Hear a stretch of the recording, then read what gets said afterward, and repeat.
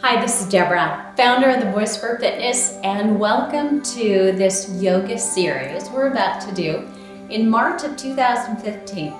So I'm going to take you through some simple sequences on a day-to-day basis, not guaranteeing daily, but we're going to look at how can we modify poses, either because we're doing them in the office, in a dress, or because we have issues with our shoulders, or have arthritis in our knees and our hips. So some of the things you're going to see this month will be vertical yoga. We won't even go to the mat. And ways to open shoulders without actually getting down to the mat to do those hard and difficult shoulder openers that often will cause more harm than good. So in fact, we're going to start with one of those today.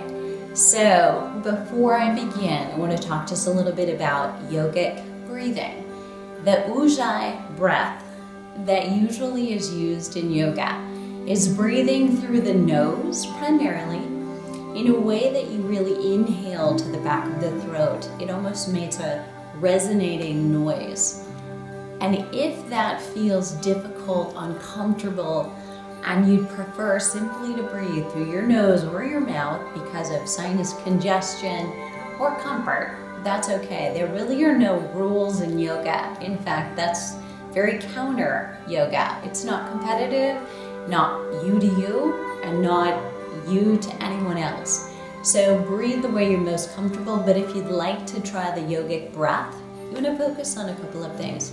We want you to breathe instead of inhaling like this. We want you to breathe expanding through your ribs and low into your diaphragm so that you expand here without a rise through the shoulders. And secondly, try the inhale through the nose. Breathe in. Pause at the top. And then exhale slowly. And begin to play with that and just make easy noise.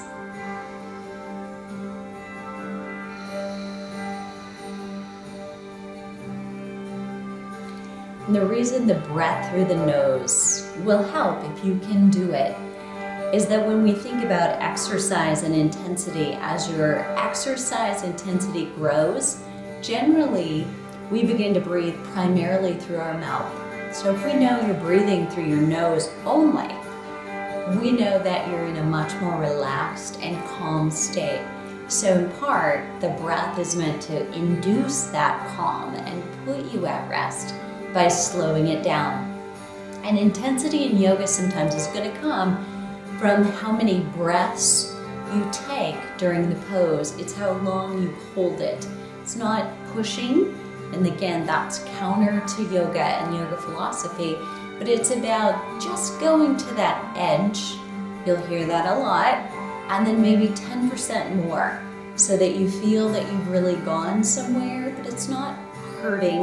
And by the time you've held it, as long as you can tolerate, that edge should fade and you feel as if the muscles have let go because you've simply stayed, held it, and breathed through. And that's your pre-yoga series breathing technique. So whether you feel you can't do yoga maybe because you have foot problems, maybe you have a toe issue or a bunion or stiff and arthritis in your feet, and you're avoiding yoga for that reason, some of the vertical poses that we do will help you, but also feel free to wear shoes. There are no rules in yoga. So if you need to wear shoes and that's the difference between you being able to do it and not, go ahead and wear your shoes. Just be careful if you're using a mat. They're meant to be sticky mats for your feet, so it may be a little harder for you to move through poses depending on what you're doing.